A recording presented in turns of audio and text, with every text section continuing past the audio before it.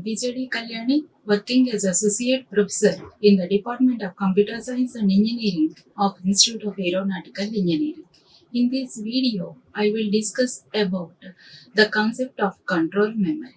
At the end of this video, the student will gain knowledge regarding what is control unit, how it generates the clock signals, how it can coordinate various functional units of the computer, what are the design issues of the control unit, what is hardwired control unit, what is a microprogrammed control unit, the differences between these two design models of the control unit, and next we are concentrating on the basic terminology that is used regarding the control memory and the address sequencing. So here the basic agenda of today's video is introduction, control design of control unit, terminology, address sequencing. There is three functional units from the block diagram of computer: the input unit, CPU, and the output unit. The CPU can contain again three subsystems. They are namely the main memory, control unit, and arithmetic and logic unit. The control unit generates the clock signals and it can monitor the other functional units of the computer. So control unit is part of the central processing unit which directs the operations of the processor. So here, depending upon the clock signals that are generated, and it can activate the corresponding unit of the computer in order to perform the operations that are mentioned and activated by the CPU. So it is the responsibility of the control unit to tell the computer memory, arithmetic logic unit, and input-output devices how to respond to the instruction that have been sent to the processor.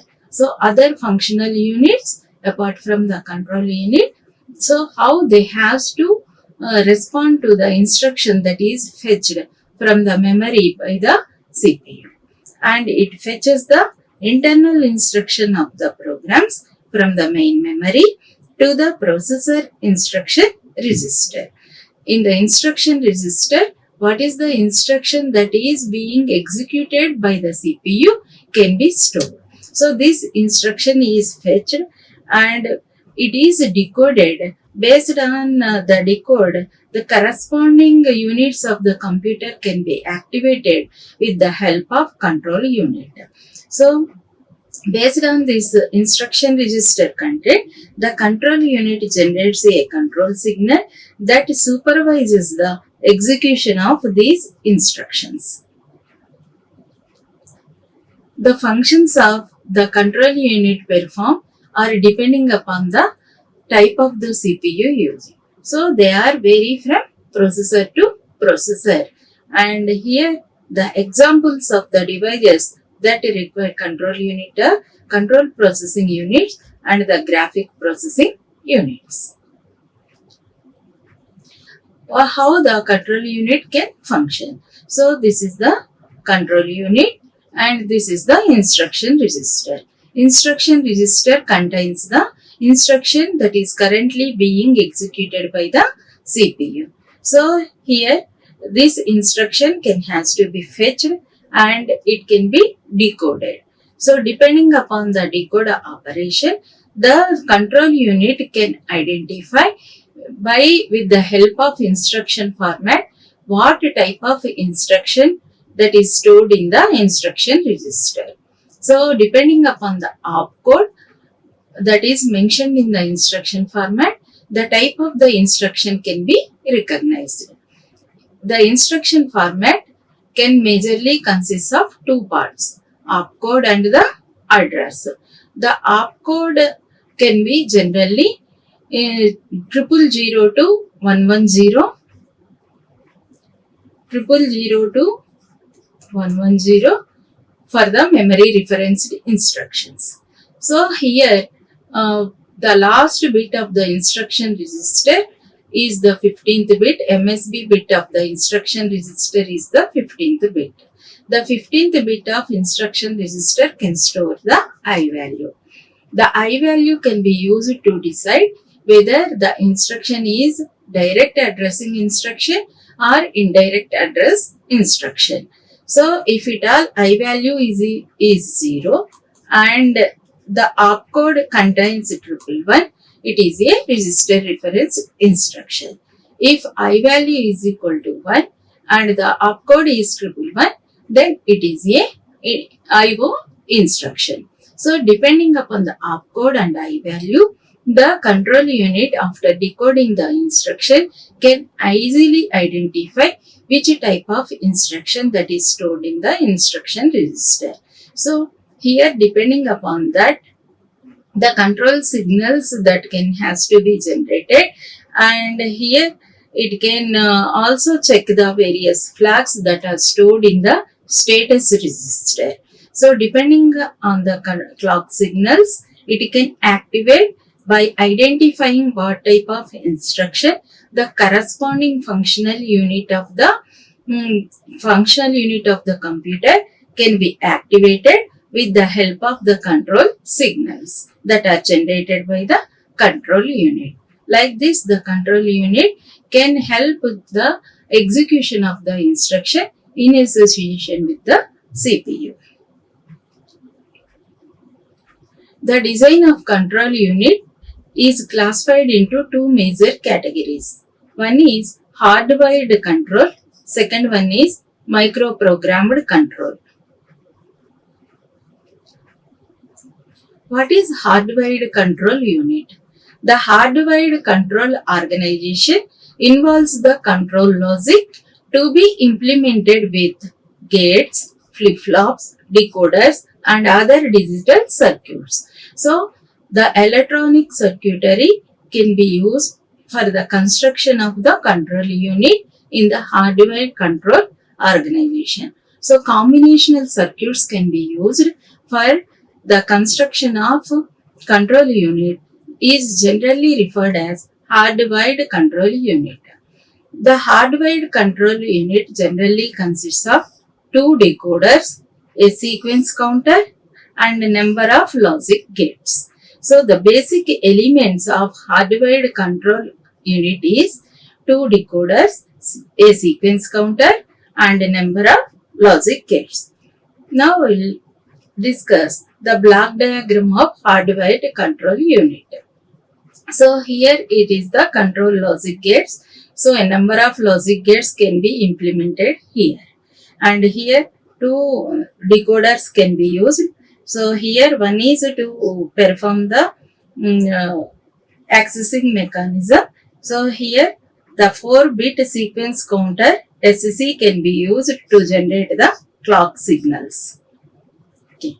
And here the decoder can be used and to generate the timing signals to the to issue the timing signals to the control logic gates. And here it is the instruction register. The instruction register consists of the current instruction being executed by the CPU. It is of 16-bit length. So 0 to 11 bits, that is totally 12 bits are used to store the address. 12, 13, 14, these 3 bits can be used to store the opcode. The 15 bit can indicate the I value. I value is 0 means it is a direct addressing mode. I value is 1 means it is a indirect addressing mode. So after fetching the instruction in the instruction register, the instruction cycle generally consists of the step: first, fetching the instruction; second one, decode the instruction; third one, fetch effective address. So here where the operand can be available can be easily identified with the effective address. Fourth step, execute it. So these are the general steps in the instruction cycle. Each step can be performed with the help of each clock signal. So here the fetch is fetching the instruction into the instruction register. The instruction register consists of the opcode and address. 0 to 12 bits, 0 to 11 bits are used to represent the address. 12 to 14 bits are used to represent the opcode. 15th bit is used to represent the I value. After that, the opcode can be decoded with the help of 3x8 decoder. So here, depending upon the opcode value, whether it is a 000 to 110, then it is memory referenced instruction. If opcode is 111 and I value is 0, memory reference register referenced instruction. If opcode is 111, I value is equal to 1, then it is a input output instruction. So after decoding, the which type of instruction it can be identified, and depending upon the address mentioned here, the effective address has to be fetched. The operand has to be easily identified with the 4x16 decoder, and the address, what operation is to be performed, is mentioned by the opcode, and on which data this operation can be performed is specified by using the address. So the operand and the operation is identified and recognized by the control unit. So the instruction can be executed.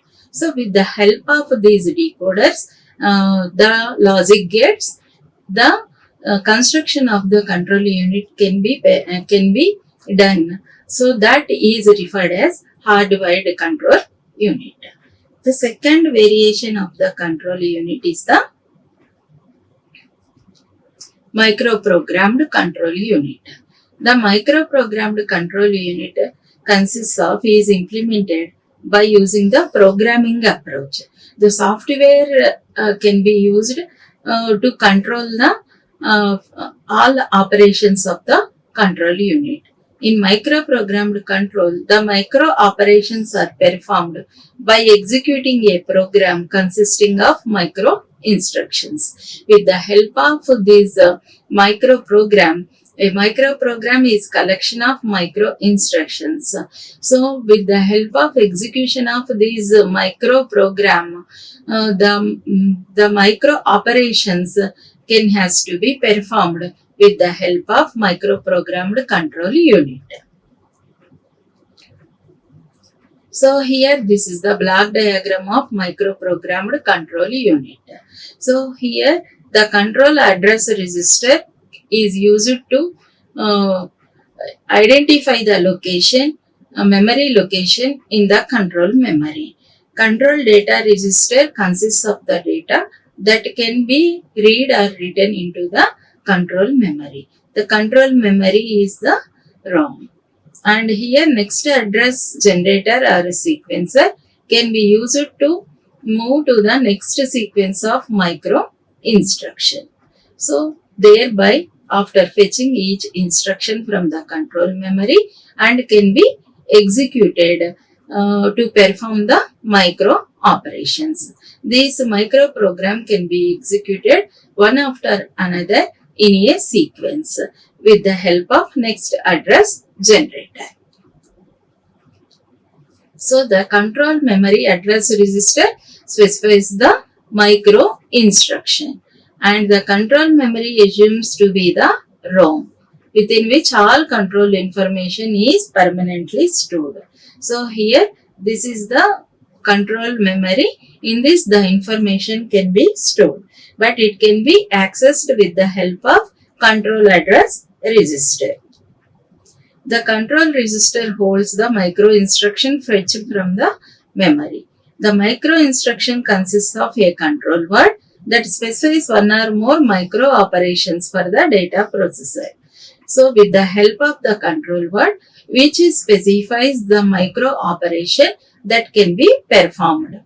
So while the micro operations being executed, The next address is computed in the next address generator circuit and then transferred into the control address register to read the next micro instruction. So address sequencing can be done with the help of this next address generator. The next address generator is often referred to as microprogram sequencer. So here with the help of this generator only, what is the next instruction, micro instruction being executed can be identified and can be used to execute the micro instructions, and it is determines the address sequence that is read from the control memory. So these are the two categories of the control unit. One is hardwired control unit. The second one is microprogrammed control unit. In the hardwired control unit, digital combinational circuit can be used for execution of the microprogram. But in the microprogrammed control unit, with the help of the software, the micro instructions can be executed. Now you have to compare the difference between two varieties of the control unit, hardwired control unit and microprogrammed control unit. In the hardwired control unit, it is not applicable to change the structure and instruction set once it is developed. Why? Because it is using the combinational digital circuits. Once it is fixed, manufactured, it won't be altered. But in case of microprogrammed control unit, it is designed with the software. So the modifications can be done easily and can be saved with the help of microprogram control memory. The second difference is the design of computer is complex. So involves the decoders and as well as combinational circuit. The design can be somewhat complex while compared to the microprogrammed unit. The design of the computer is simplified. Next difference is the architecture and instruction set are not specified, but here the architecture and instruction set are specified. It is quick. Directly the combinational circuit can understand and it has to be executing the micro instructions. But in case of microprogrammed unit, it is moderate comparatively. Why? Because the microprogram has to be converted with the machine code with the help of the assembler, and so that it requires some translation and it is moderate when compared to the hardwired control unit. It has a processor to create signals to be executed in the right sequence. With the help of processor, the address sequencing can be done in case of hardwired control unit. But in case of micro sequencer, and which instruction bits are decoded and executed. So address sequencer can be done with the next address generator in case of microprogrammed control unit. It operates through the needs for the drums, flip-flop, flip chips and sequential circuits. Basic hardware devices can be used in the construction of the hardwired control unit. It controls the sub-devices including ALU, register, buses and instruction register. The internal functional units of the CPU can be controlled and coordinated with the help of this microprogrammed control unit. So these are the differences between the hardwired and microprogram control unit. Next we will look into what is the basic terminology that can be used generally in the control memory. So we can frequently use the term microoperation, microinstruction, microprogram, microcode. So what is these terms? What is microoperation? In a computer central processing unit, micro operations are detailed, low-level instructions used in some design to implement complex machine instruction. So which action or operation can be performed that can be specified in the low-level instruction. With the mnemonics, these operations can be performed. So here the specification of add, sub, sub, these mnemonic can be used to specify the micro operation. What operation can be implemented on the data can be specified with the help of micro operations. Next, micro instruction. A symbolic microprogram can be translated into binary equivalent by means of an assembler. So here microprogram consists of sequence or collection of micro instructions. So here these instructions can be translated into the equivalent binary with the help of assembler. Each line of assembly language microprogram defines a symbolic micro instruction. So collection of micro instructions can be the microprogram. The micro instruction can specify the micro operation can be performed on the data. So here each line of assembly language microprogram defines a symbolic micro instruction. Each symbolic micro instruction is divided into 5 fields: label, micro operation, CD, BR and AD.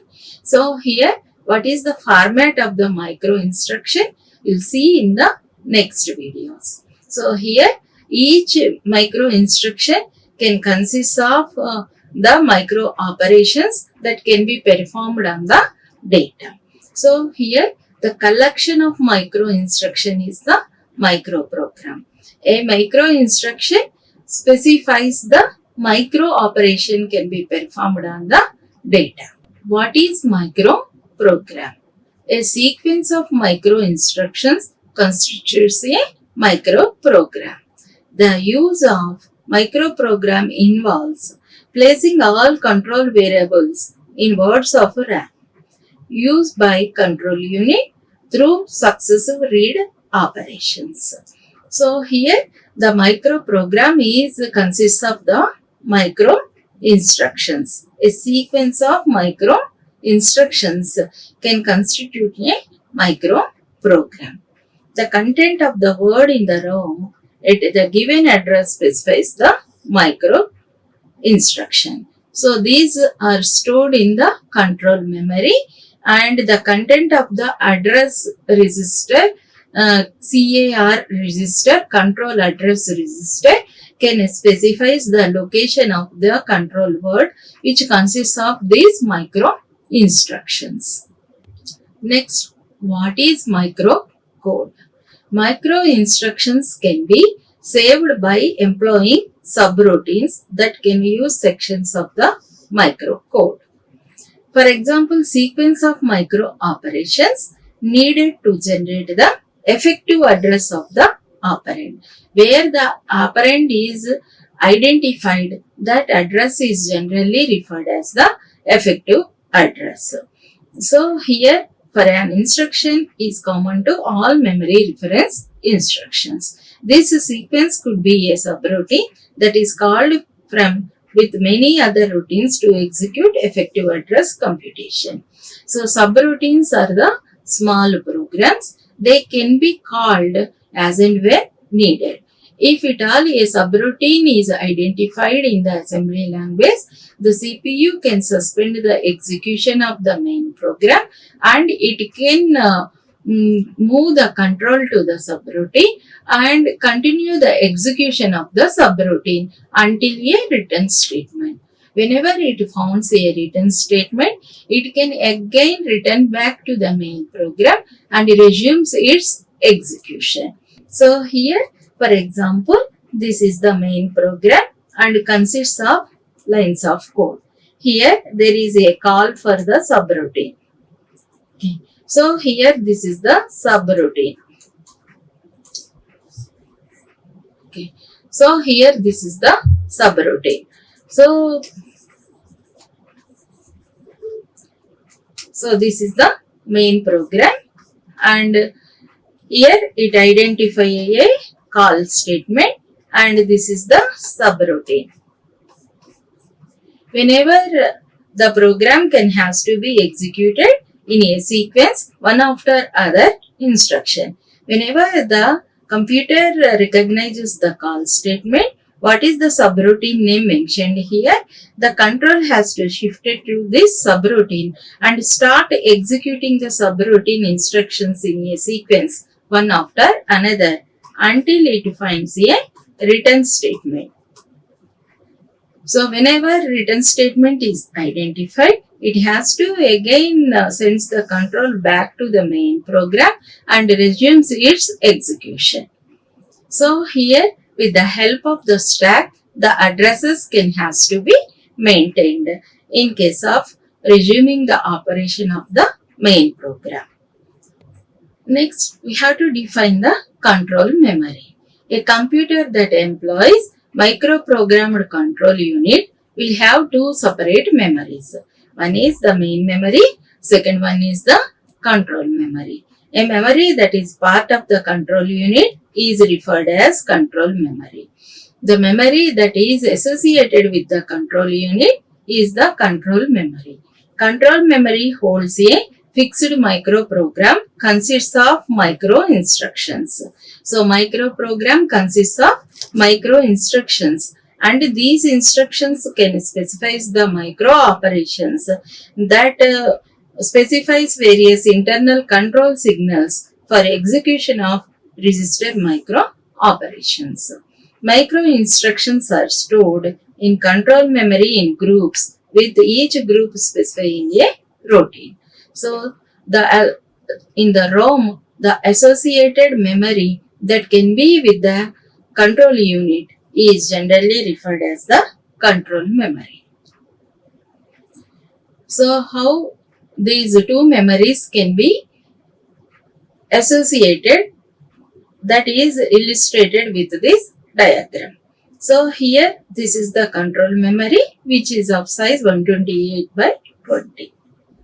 And here this is the subroutine register. This is the control memory address register to fetch the micro instructions from this. This CAR can be used. This is the control unit.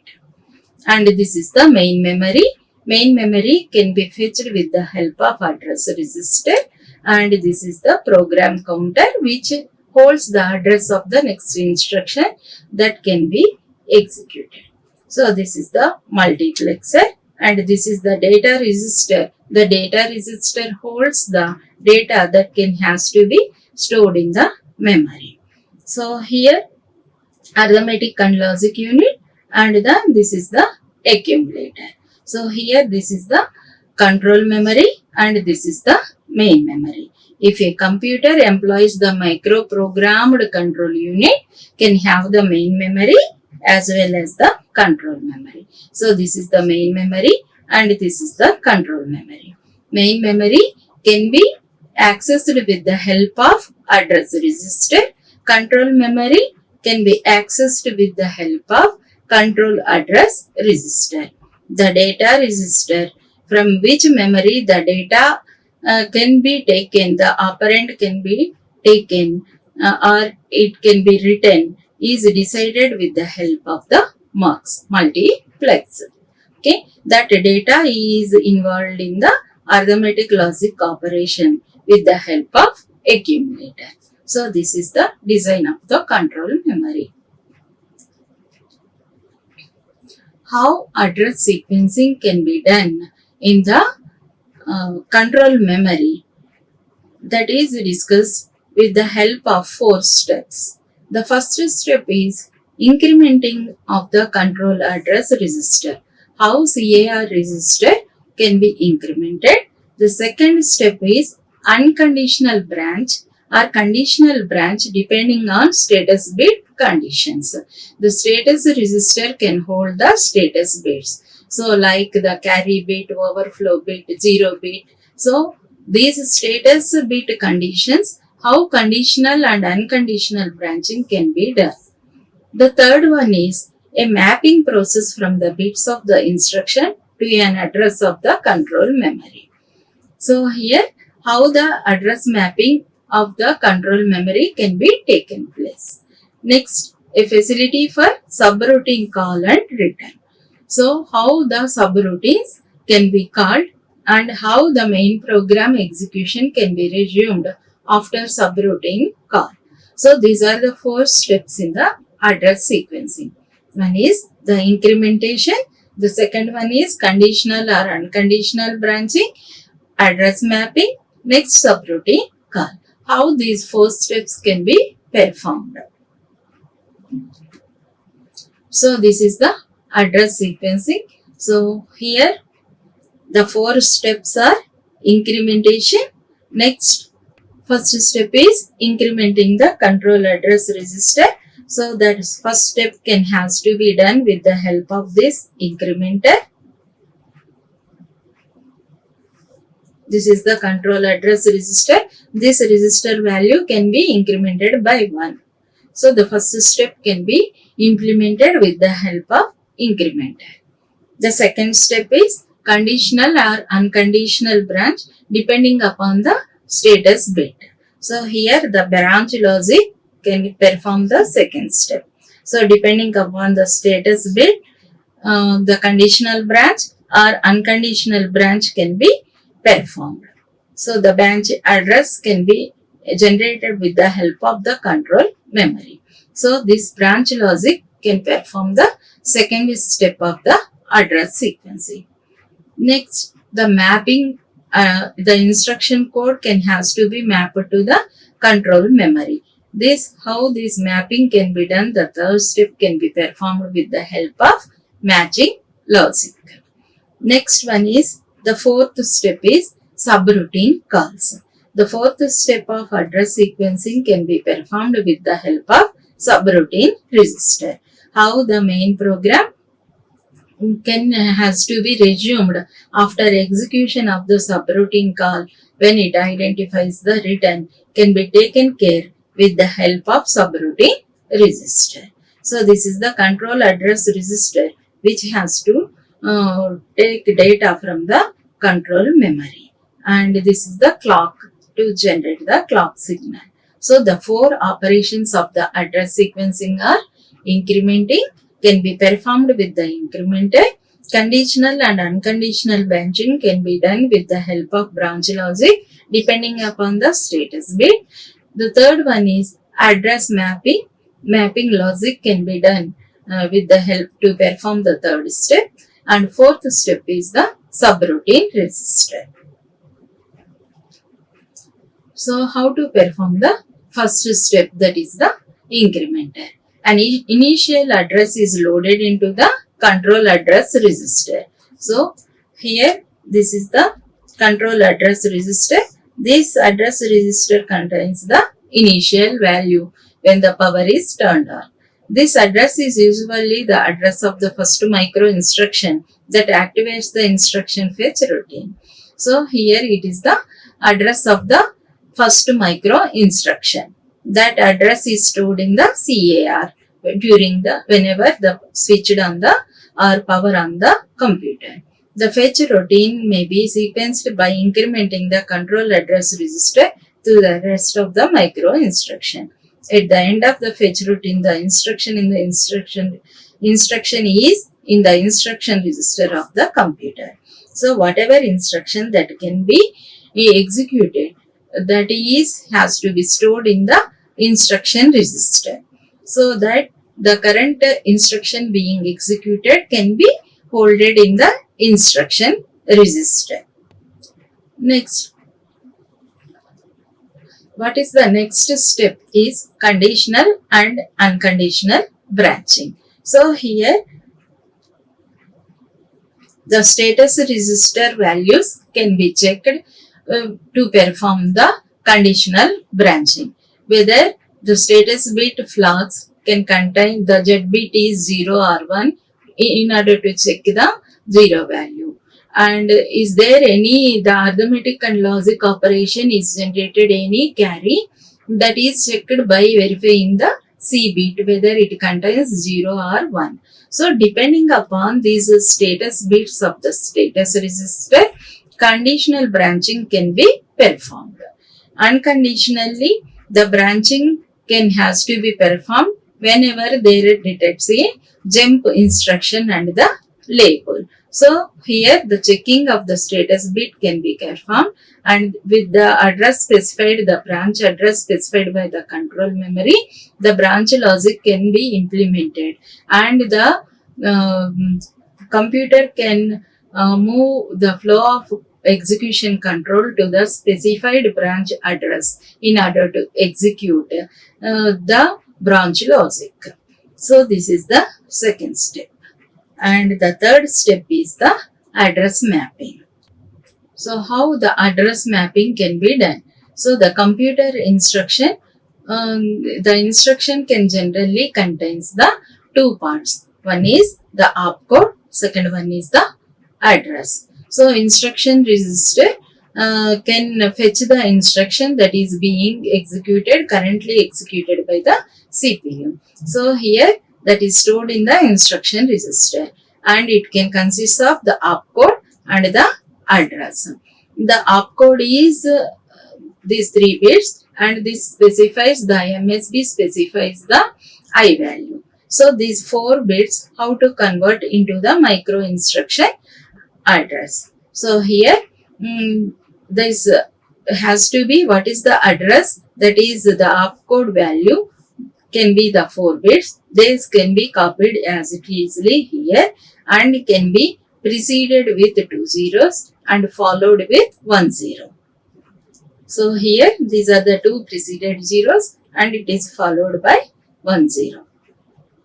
So here it can has to be mapped to the 7-bit address of the control memory. So the opcode, how these 4 bits of opcode can be mapped with the 7 bits of the CAR control memory can be done with this address mapping technique. The opcode can be copied as easily and can be preceded with 2 zeros and followed with a 0. Like this, the address mapping, the third step can has to be performed with the match logic. So this is the mapping logic. So here the 7-bit address can has to be generated with the help of the opcode that is reserved by the map logic. Next is the 4th step. The 4th step is the subroutine call. The subroutine call can has to be taken care with the help of subroutine register. So whenever a call statement is identified in the microprogram, the computer can has to move to the specified subroutine and starts executing the subroutine instructions one after another. At the end, when it is identified the return, it has to return back to the main program and starts resuming the execution of the main program. This can has to be performed with the help of subroutine register. So the 4 address sequencing operations, the increment operation with the help of the CAR, and the second one is conditional and unconditional branching can be implemented with the help of branch logic. The third one is mapping logic, how the 4-bit opcode can has to be converted into 7-bit address of the control memory. So the opcode can be copied as easily and it can be preceded with 2 zeros and followed with a 0, so that it has to be converted into 7-bit control memory address. And the 4th step is subroutine execution can be done with the help of subroutine register. Now the microprogram sequencer of the control unit, how the internal circuit can be is identified with this diagram. So here the control memory, the micro operations, here the conditional checking can be implemented with the help of the CD field of the micro instruction, and this is the branching operation can be identified by BR field of the micro instruction, and this is the address. This is the control address register, and this is the clock. So the first step has to be performed with the incrementer, and here the mux can has to be specified. The branch logic The test whether it is a conditional or unconditional can has to be decided with the help of this multiplexer. The second step, conditional and unconditional branching, can be performed with the help of the multiplexer. The input logic can has to be performed with the map logic, and here this is the fourth step. Third step has to be considered here, and the fourth step is SBR, subroutine register. The fourth step, subroutine call, can be implemented with the SBR, subroutine register. So like this, the control unit majorly generate the control signals which has to coordinate the other functional units of the uh, computer. And here there are two varieties of the control unit design. One is hardwired control, second one is microprogrammed control. Hardwired control can be used the basic conditional combinational logic in order to construct the control unit. But in case of microprogrammed one, the software approach can be used for the design of the control unit. Later on, we have discussed about the comparison between these hardwired and the microprogrammed control unit. Next, we concentrated on the terminology that is used in the control unit. That is, what is the microprogram, what is microinstruction, how the micro operations can has to be performed. Next, how the address sequencing can be done in the microprogrammed control unit. So here the sequencing can be done with the help of first step. How the CAR can has to be implemented. Conditional and unconditional branching can be done with the help of branch logic. Next, how address mapping, the instruction register opcode can has to be mapped to the CAR address of the control memory, the mapping logic, and how subroutine call and return can be performed with the help of subroutine register SBR. And this is the example design of the 4 operations performed by the control memory. So this is the format of the micro instruction.